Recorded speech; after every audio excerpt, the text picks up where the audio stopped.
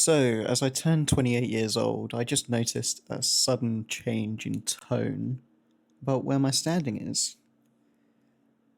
I never felt it before, I was quite happy turning 28, but it seems to me that the world has made it quite clear. You're old. I first really noticed it when I got my birthday card from my brother, and it said, older, tick, wiser, not ticked. Ooh. Also got other comments from friends and family saying like, "Oh shit, you're 28, you're getting older, man." Now, look, I get it. Like, I understand that being in late 20s, it's not a sign of youthful years to come. That's for sure. So, if being older is what I'm destined to be, then I'm certainly going to take advantage of all the benefits of being older, and the biggest of which is the ability to complain about shit. Maybe if I train hard enough, I could compete for the world record for the most obnoxious asshole by the time I'm 50. So let's start off with this fucking birthday card. Fuck it, actually. Let's just do all birthday cards. I don't get it. You give me this card that says happy birthday, and then I see this card with a little joke in it that makes me go, huh, at best. And then I open it up and it says, Dear Abel, happy birthday. Love from John, or whoever the fuck.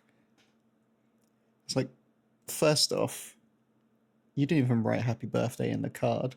It's already printed onto the card when you gave it to me. Second, you already said happy birthday when you gave me the card.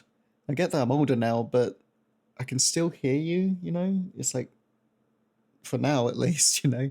I didn't need you to give me subtitles for my celebration of my annual trip around the sun. Third of all, you wasted money that could have just been spent giving me a Coke, which I would have preferred. And lastly, but probably most important, you have to think that a tree was cut down, transported across the Americas or wherever the hell this card came from, to be inked and laminated with a joke that was created by a committee of corporate fucks that said, this is brilliant. And it was transported to you via some delivery, and then you thought to give it to me. I'm like, what do I do with the card now? Do I just keep it? Does anyone keep these cards? Like, probably not. Most people just throw them away. But if it's laminated, I can't even recycle it. So what we've created is just a toxic landfill for the environment so that you could give me a half-assed joke to tell me happy birthday in text form out of some stupid tradition when you could have literally just told me happy birthday by standing right there. Like, fuck me. Which gets on to my second point, the environment. Well, like, birthday cards are one thing, but at least most of them are recyclable. Like, not all of them are laminated, but one thing that can't be recycled easily is single use plastics. Like, oh, but can't you just sort them out into the green bin and, they get recycled that way? Well, no, it doesn't fucking work that way, does it, you dumb dumb? Because 80% of the single use plastics that we use isn't even recycled. Because you're meant to separate the label, or there's some food in it, or there's some cardboard that was mixed in with the plastic. So it can't be recycled, and then it just gets dumped in the landfill for some turtles to eat. Meanwhile, that turtle's struggling to eat the plastic because we've been spending the past 60 years or so arguing about whether burning fossil fuels into the atmosphere might even be the cause of the radical increase in temperature. We have this annual event that's called the Climate Change Conference, right? CCC, I guess. I thought it was called something else, but yeah, the Climate Change Conference, where all these countries around the world, around 200 countries, gather to talk about climate change, and it's been going since 1995. And it was only around 2021 and the 2026 in COP 2026. What is this called? The climate it was called the Climate Change Conference. What's it called? The United Nations Climate Change Conference. Why is it called COP? I don't know, whatever. Anyway, so yeah, in 2021, COP26, all the countries in the world made this bold, amazing agreement that climate change is happening. What the fuck? So, in other words, we're fucked, right? Like, the climate scientists think so. Like, some people even saying now that net zero isn't even going to be enough to stop climate change and that we need to actually start doing negative emissions, whatever the fuck that means. What, we have to take the carbon dioxide out of the atmosphere now? Like, I know there's a way that you can do that, but like that isn't going to be happening in our lifetimes. It doesn't even seem like net zero is going to be happening in our lifetimes. Like the UK went up to 37 degrees this year. The normal temperature 15 years ago was somewhere in the region of like 25 in the summer. Maybe it would go up to like 27 at max, but this isn't normal. This isn't normal at all. Meanwhile, America, one of the biggest fuel guzzlers of the world, got the head of the EPA to repeal these findings that said that greenhouse gases are a danger to public health and the environment. So even if we are able to slow down climate change to a point of net zero, we're fucked. And America at this point in time isn't even mildly winning to face off against climate change.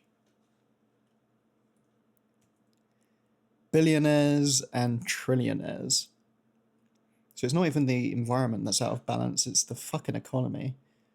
So Elon Musk this year managed to get 1 trillion, which would be the equivalent, if I was given like a fiver to a homeless person, that would be equivalent of Elon Musk giving someone 100 million, if we was talking about relative net worth. So in other words, to Elon Musk, Billie Eilish is effectively a homeless person. Just fucking think about that. It's just mental the amount of money they have. Now, look, it's clear that these people have so much wealth because they've effectively made a monopoly on their tech. You know, the tech that we rely on to socialize, to get jobs, to navigate the world, so that you can watch this YouTube video and do all the other things that you're doing. Like, any responsible society should see this as the same problem that the oil companies had back in 1911, where they had one big oil company and they broke it up into, what was it, like 7 different oil companies? I know they've merged since, but the point is, they're way too fucking big and they should be broken up, and I don't know why that hasn't happened.